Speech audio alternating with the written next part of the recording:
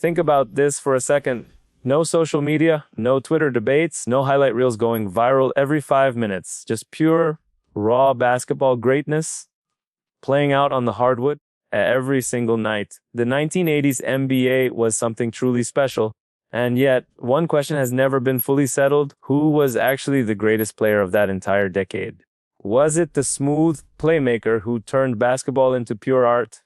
The unstoppable big man with the most unguardable shot ever invented? The cold-blooded shooter who made the Boston Celtics the most feared team in the East? Or was it someone else entirely? Today, we're ranking the top 5.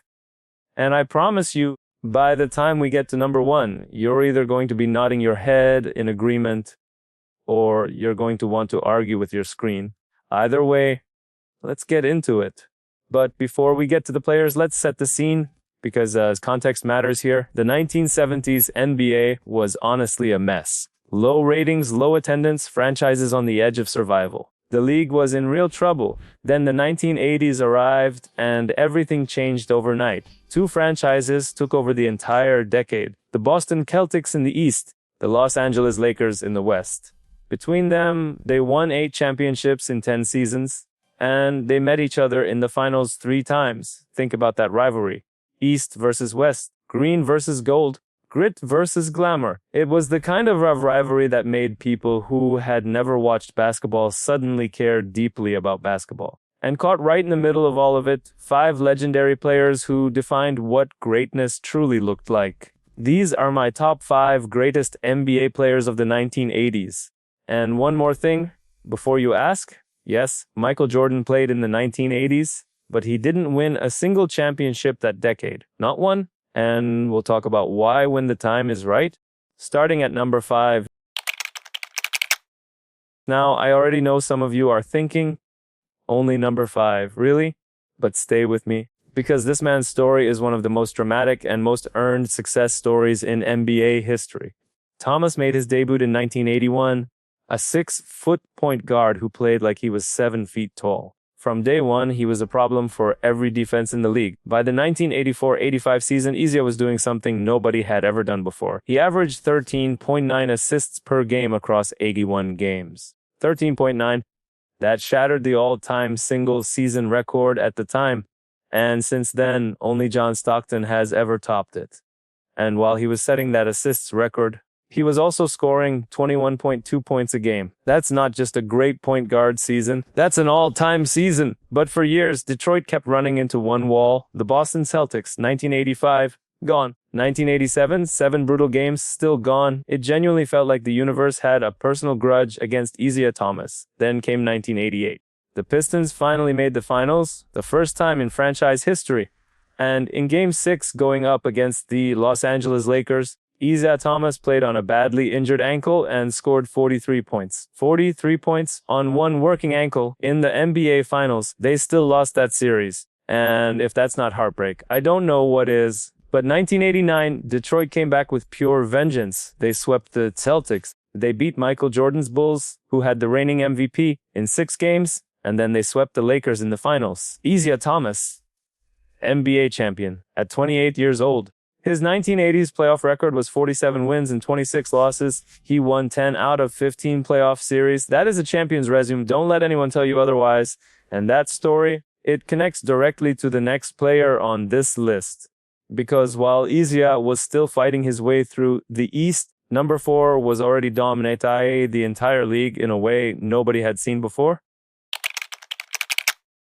If you ever want to talk about rebounding, truly elite, historically dominant rebounding, Moses Malone's name has to come up first. Every single time, this man didn't just rebound, he devoured the glass. Over the entire 1980s, Moses led the whole decade in total rebounds, 11, 2 at 89 boards across 853 games. That's 13.2 rebounds per game, every game, for a full decade. But let me take you back to 1981, because this is where the story gets genuinely insane. The Houston Rockets, a 6th seed, drew the mighty Los Angeles Lakers in the first round of the playoffs. Everyone expected the Lakers to handle it easily and move on. Moses Malone had other plans. In 3 games, Moses averaged 31.3 points and 17.7 rebounds per game. The Rockets eliminated the Lakers. One of the biggest upsets in playoff history. And Moses was the entire reason it happened. Now, here's a moment that tells you everything about this man's personality. Before the 1983 playoffs, a reporter asked Moses to predict how the postseason would go. He looked at them and said two words, fo, meaning he expected to sweep every single series.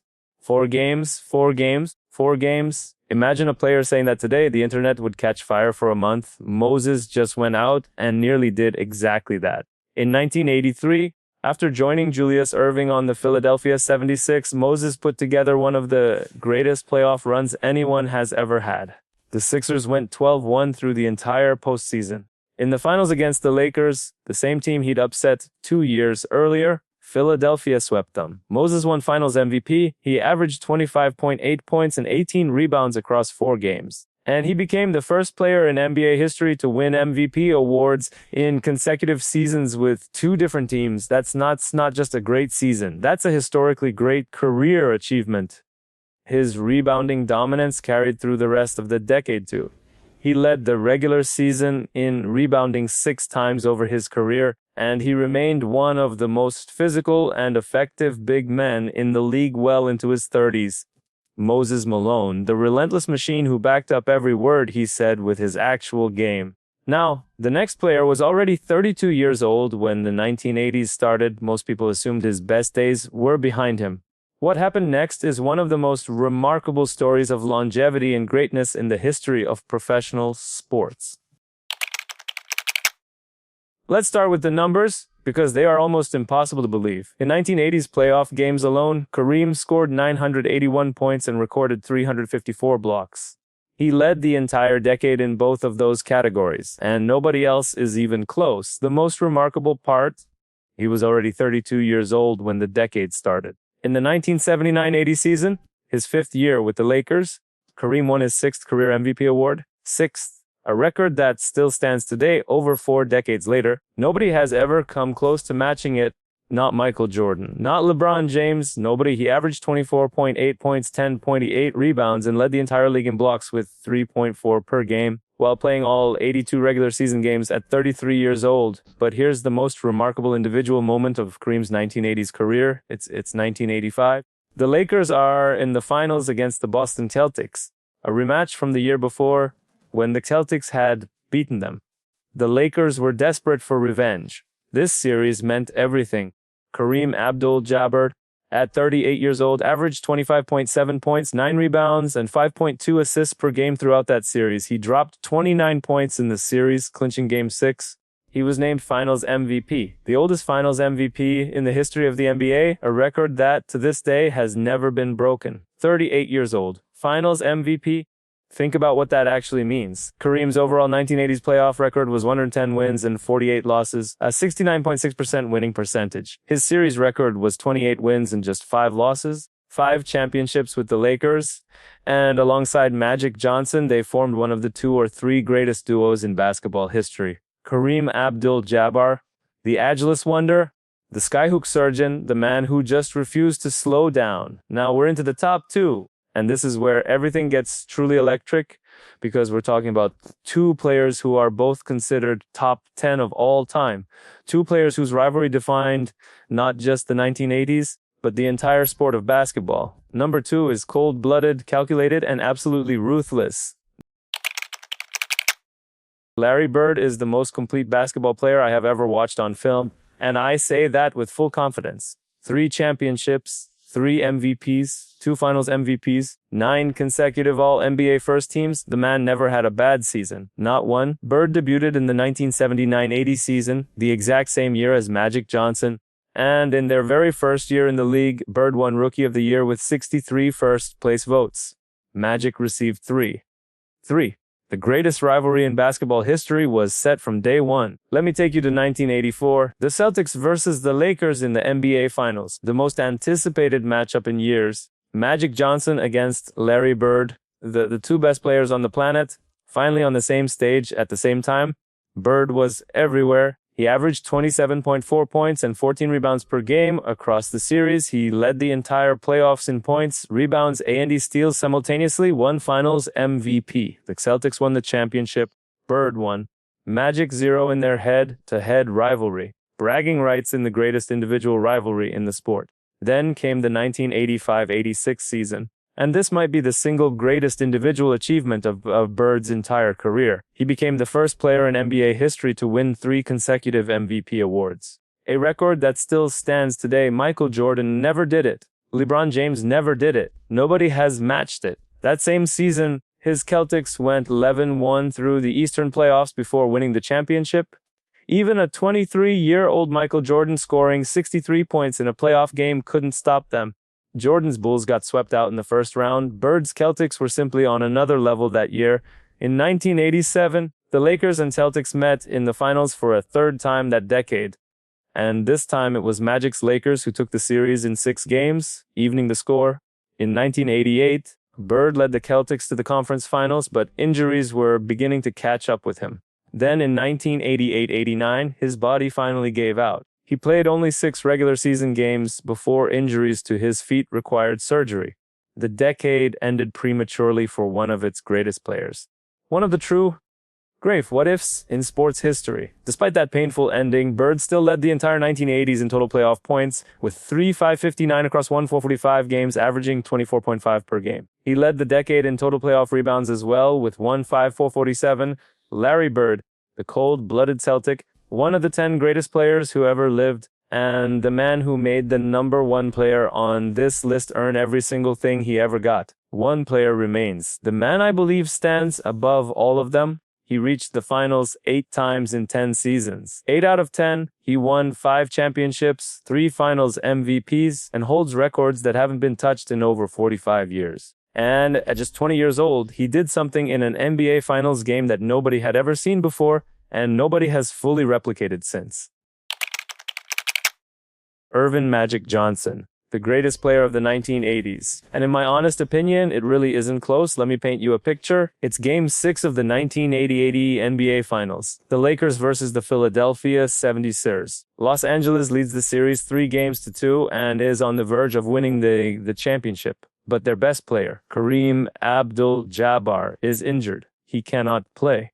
Coach Paul Westhead looks at his roster and makes a decision that sounds completely insane. He starts 20-year-old Magic Johnson at center, a 6'9" guard, starting at center. What happened next changed basketball forever. For 42 points, 15 rebounds, 7 assists, 3 steals, Lakers win 123-107. Championship secured. Magic Johnson, 20 years old, wins the title and the Finals MVP in the same night while playing center. The youngest Finals MVP in NBA history, a record that, 46 years later, has still not been broken. And that was just the opening chapter. Over the entire 1980s, Magic reached the finals 8 times in 10 seasons. He won 5 championships, 3 finals MVPs, and 2 regular season MVPs. He made 7 All-NBA first teams. His total assists for the decade, 990, his average 11.4 assists per game. He led the entire league in assists 4 different times, and in the playoffs, he led in total assists 8 times, including 7 consecutive years from 1983 through 1989.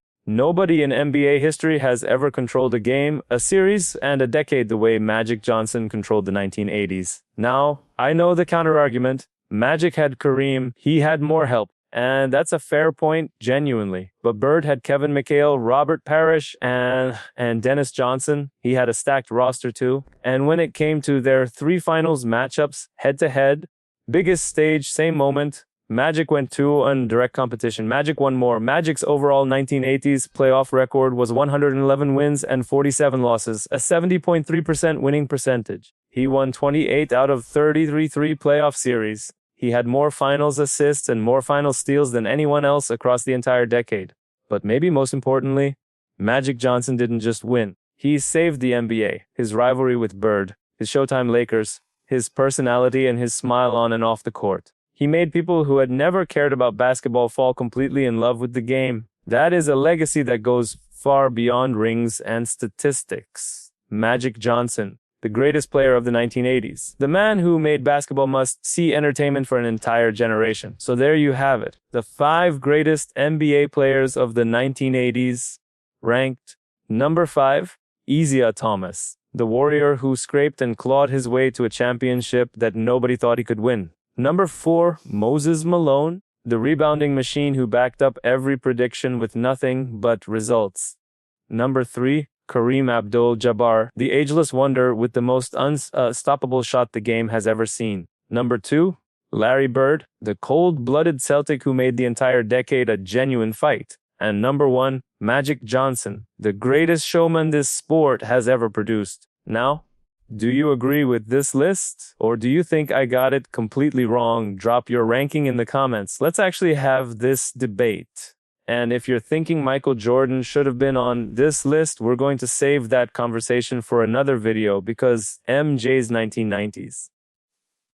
That's a whole different level of greatness. And that video is coming very soon. If you enjoyed this, hit like and subscribe and share this with whoever you think will disagree the most. Until next time, stay hooped up.